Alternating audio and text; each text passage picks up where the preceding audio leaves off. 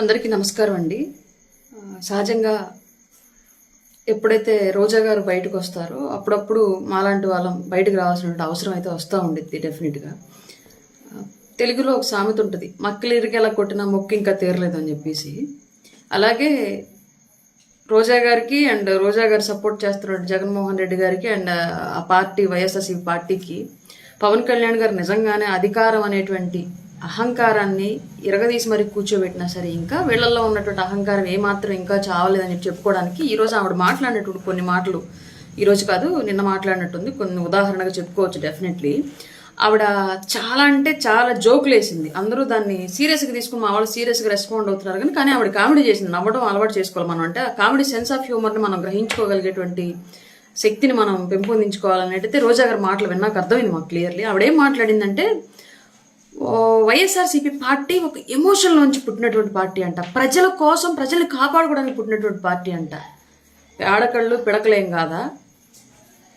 YS Jaganmohan Reddy అనేటువంటి వ్యక్తికి వాళ్ళ నాన్నగారు చనిపోతే సీఎం సీటు ఇవ్వలేదు కాబట్టి కాంగ్రెస్ పార్టీ, అందుకు పుట్టినటువంటి party YSRCP party. CM seat కోసం మాత్రమే పుట్టినటువంటి పార్టీ వైఎస్ఆర్సీపీ పార్టీ. అదే కాంగ్రెస్ పార్టీ కనుక ఆ రోజు సీఎం సీట్ ఇచ్చుంటే వైఎస్ఆర్సీపీ పార్టీ లేదు, ఈ పేడ మొహాలందరినీ మనం చూడాల్సిన అవసరం కూడా ఉండేది కాదు క్లియర్లీ.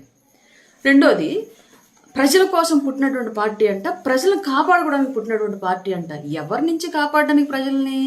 మీ పార్టీ వచ్చిన తర్వాత ప్రజలు చిత్రహింసలు అనుభవించారు, వాక్ స్వాతంత్రాన్ని కోల్పోయారు, వర్క్ స్వాతంత్రాన్ని కోల్పోయారు. ఇష్టారీతిగా అప్పటికప్పుడు ఎక్కడి లేని చట్టాలను తీసుకొచ్చి, ఎక్కడ లేని జీవోలను తీసుకొచ్చి, ఎక్కడ లేని యాక్టులను తీసుకొచ్చి మీ మొఖాలను కూడా అసలు ఏ సంబంధం లేనటువంటి వ్యక్తుల యొక్క రైతుల పొలాల పాస్బుక్ల మీద కూడా వేసి, ఏం తాతరా తండ్రిలా మీరు వాళ్ళకి ఏమన్నా మీ మొహాలు తీసుకెళ్ళి వాళ్ళ ఆస్తుల మీద వేయడానికి. ఒక పిల్లోడు ఒక బొమ్మ వేసుకున్నాడంటే నా తండ్రి నుంచి వచ్చిందని తండ్రిదో, తాత నుంచి వచ్చిందని తాతదో వేసుకోవాలి. అసలు జగన్మోహన్ రెడ్డి ఎవరు? అతని బొమ్మలు ఎందుకు ప్రజల పాస్ పుస్తకాల మీద, ఆస్తుల మీద ఏంటి సంబంధం జగన్మోహన్ రెడ్డికి వాళ్ళ ఆస్తులకి? ఇలాంటి దౌర్భాగ్య పనులన్నీ చేస్తూ ఉంటే ప్రజలు మీరు పీడిస్తూ ఉంటే ప్రజల్ని, మీ నుంచి ఈరోజు కూటమి ప్రభుత్వం ప్రజల్ని కాపాడింది. పెద్ద పెద్ద కామెడీ మాటలు మాట్లాడి మేము నవ్వలేనటువంటి కామెడీలు వేస్తే మేము అది అర్థం చేసుకోవడానికి టైం పడుతుంది మాకు క్లియర్లీ. ఈ పార్టీ అంట ఎమోషన్స్ నుంచి పుట్టిందంట.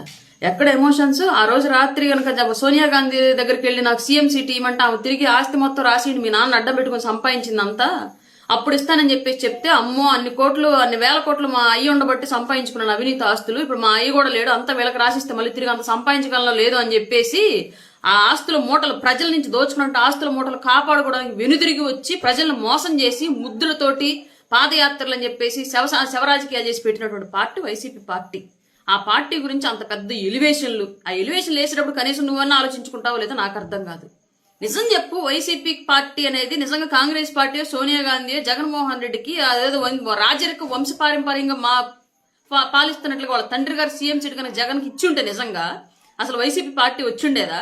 జగన్కి పార్టీ పెట్టాలి, పార్టీలను పదవులను తీసుకొచ్చుకోవాలి, పదవుల కోసమే పార్టీ పెట్టాలంటే ఆలోచన పుట్టింది కాబట్టి పెట్టాడు. నా నిజంగా సీఎం సీట్ ఇచ్చిండే అసలు పార్టీ ఉండేదా? మీరు ఉండేవాళ్ళ? మీ మొహాల్లో జెండాలు ఉండేయా?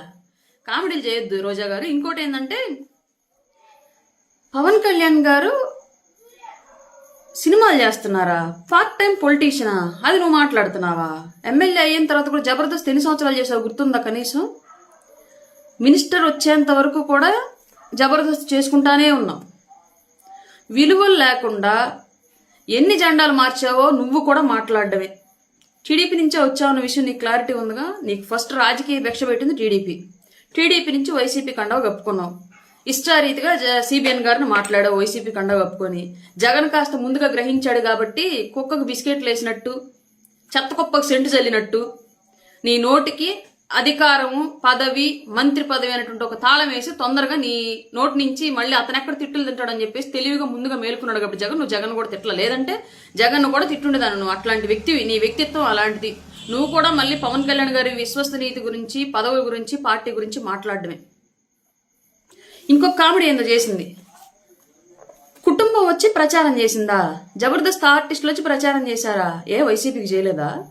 పిఠాపురం నియోజకవర్గంలో పవన్ కళ్యాణ్ గారు ఆయన ఒక పార్టీ అధ్యక్షులుగా ఆయన నియోజకవర్గానికి మిగతా ఎమ్మెల్యే కంటెస్టెంట్ ఎలా కన్ఫైన్ అయి చేసుకున్నారో అలాగా ఆయన చేయడానికి కుదరదు కాబట్టి మిగతా కంటెస్టెంట్లు ఆయన పార్టీ నుంచి పోటీ చేసినట్టు మిగతా వాళ్ళ నియోజకవర్గాలకు కూడా ఆయన వెళ్ళి ప్రచారం చేయాల్సిన పరిస్థితులు ఉన్నాయి కాబట్టి అప్పుడు ఆయన మిగతా నియోజకవర్గాల్లో కూడా కొంతమందికి ప్రచారం చేస్తూ ఉంటే ఆయన నియోజకవర్గాలు నిరంతరం కొనసాగేటువంటి ప్రచారంలో భాగంగా స్వచ్ఛందంగా వచ్చారు జబర్దస్త్ ఆర్టిస్టులు. ఎవరు వాళ్ళని పిలిపించలా.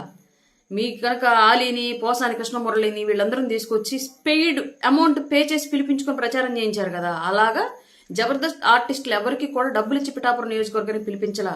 ఆయన కుటుంబ సభ్యులు కూడా అట్లాంటి వ్యక్తికి మనం ఈ టైంలోనే సహాయం చేయాలి, రాజకీయ గతంలో ఎప్పుడు ఆయనకు సపోర్ట్ ఇవ్వలేదు, ఈ టైంలోనే మనం సపోర్ట్ ఇవ్వాలి అని చెప్పేసి స్వచ్ఛందంగా వచ్చి సపోర్ట్ ఆ నియోజకవర్గంలో ప్రచారం చేశారు.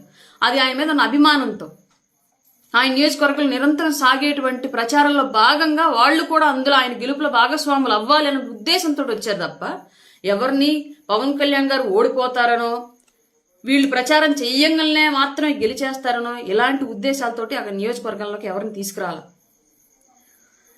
జెండా కూలీలమా గర్వంగా చెప్తాం. వీఆర్ ప్రౌడ్లీ సే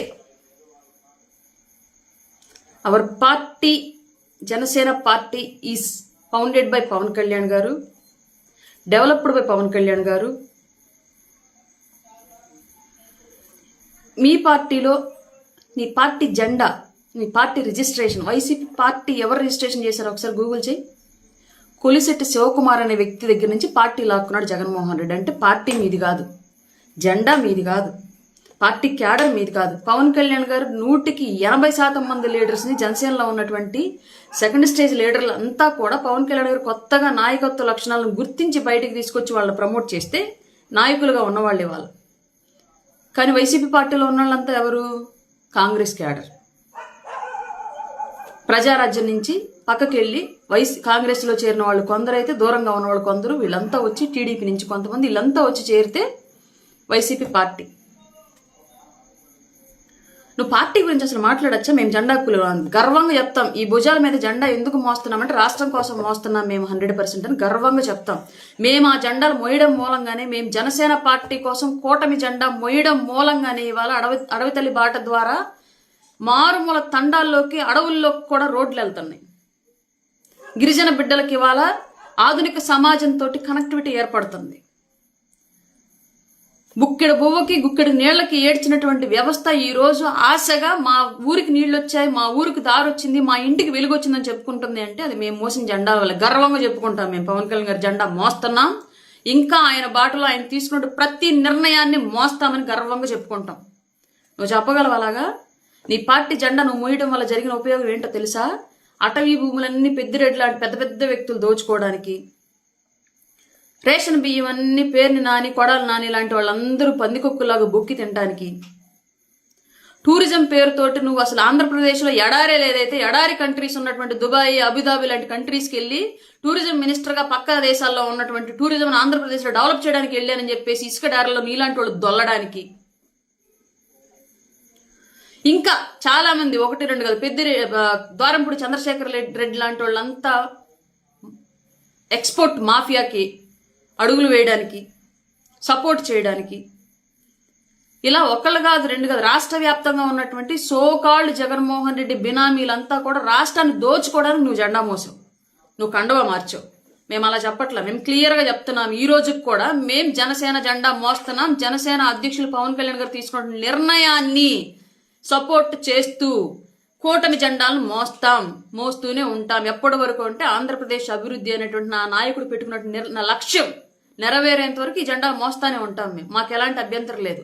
పదవులు, అధికారాలు ఇవన్నీ మాకు సెకండరీ. మాకు ఫస్ట్ ప్రయారిటీ రాష్ట్ర అభివృద్ధి. దీని గురించే మా నాయకుడు పాటుపడుతున్నాడు. దీని గురించి మేము ఆయన జెండాలు మోస్తున్నామని గర్వంగా చెప్పుకుంటాం. నీకు ఆ ధైర్యం ఉందా? పార్టీ, వైసీపీ పార్టీ నీ నాయకుడు పెట్టింది కాదు. నువ్వు మార్చిన కండువా, నువ్వు మోసే జెండా నీకు సంబంధం లేని విషయం. నువ్వు చేసినటువంటి పాలనలో అందరూ ప్రజలను దోచుకున్న వాళ్ళు తప్ప మాలాగా ప్రజలకు పెట్టిన వాళ్ళు ఎవరూ లేరు. పల్లె పండుగ పేరుతోటి పంచాయతీరాజ్ వ్యవస్థ వాళ్ళ దేశంలోని నంబర్ 1 పొజిషన్లో ఉంది అంటే అది పవన్ కళ్యాణ్ గారి వల్ల ఉంది. నీ నాయకుడు వల్ల అయిందా? నీ గవర్నమెంట్ టైంలో పంచాయతీరాజ్ వ్యవస్థ వల్ల అయిందా? పంచాయతీరాజ్ మినిస్టర్ వల్ల అయిందా? నీ వల్ల అయిందా? ఈ మాటలన్నీ మనం పాలన పరంగా మాట్లాడుకుంటే చాలా పిన్ టు పిన్ మాట్లాడతాం. కానీ వ్యక్తిగతంగా వెళ్ళామనుకో మేము చాలా వ్యక్తిగతంగా వెళ్లాల్సి వస్తుంది. మమ్మల్ని ఆపుతున్నారు కాబట్టి ఆగుతున్నాం. ఆ విషయం మీకు అర్థం అవ్వట్లా. మీకు మాకు తేడా ఉండాలి అని మా నాయకుడు ఒక లైన్ తీశాడు. ఆ లైన్ అలాగే మెయింటైన్ చేసుకుంటూ వెళుతున్నాం మేము. మరీ మీరు లైన్ క్రాస్ అయి మాట్లాడితే కొన్నిసార్లు మేము మా నాయకుడి మాట కూడా వినకుండానే కొంత బుద్ధి చెప్పాల్సిన పరిస్థితి అయితే డెఫినెట్గా వస్తుంది. అంత దూరం తెచ్చుకోవద్దని చెప్పేసి అయితే గౌరవ రోజా గారికి చెప్తున్నాం ఈ విషయం క్లియర్లీ. మేము మోసే జెండా వల్ల ఇవాళ 6,000 మంది పోలీసు నియామకాలు జరిగాయి. మేము మోసిన జెండా వల్లే డిఎస్సి ఉద్యోగులకి డిఎస్సి నోటిఫికేషన్ బట్టి టీచర్ల నియామకం జరిగింది. మేము మోసిన జెండా వల్లే ఇవాళకి రాష్ట్ర వ్యాప్తంగా రోడ్లు వస్తున్నాయి. మేము మోసిన జెండా వల్లే గోదావరి జిల్లాలకి అమరజీవి జలధార ప్రాజెక్ట్ వచ్చింది. మేము మోసిన జెండా వల్లే రాజధానికి వాళ్ళు నిధులు వచ్చాయి, మళ్ళీ పునఃప్రారంభం జరిగింది. మేము మోసిన జెండా వల్లే పోలవరం ప్రాజెక్టు పూర్తవబోతుంది. మేము మోసిన జెండా వల్లే రైల్వే లైన్ కంప్లీట్ అవుతుంది. మేము మోసిన జెండా వల్లే విశాఖకు పెద్ద ఎత్తున గూగుల్ డేటా సెంటర్లు వచ్చాయి. మాకు ప్రజల కోసం జెండా మోయడానికి మాకు ఎలాంటి ఇబ్బంది లేదు. మా జెండాను చూసి మీరు వణికిపోతున్నారు కాబట్టే మా కూటమి ఎజెండా మీకు భవిష్యత్తులో నిద్ర పట్టకుండా చేసేది, అధికారంలోకి రాకుండా చేసేది, మీ జెండాని గొయ్యి తీసి కప్పెట్టిద్ది కాబట్టే మీకు మా జెండా చూస్తే భయం, మేమంటే భయం. కార్యకర్తలకు ఉపయోగం లేదానే? ఉపయోగం లేదని మీకెవడు చెప్పాడు? మాకేం పవన్ కళ్యాణ్ గారు పార్టీలోకి వచ్చినప్పుడు మీకు పదవులు ఇస్తాను, మీకు ఆస్తులు ఇస్తాను, మీకు పనులు ఇస్తాను అని చెప్పి తీసుకురాల. మాకు క్లియర్గా చెప్పాడు.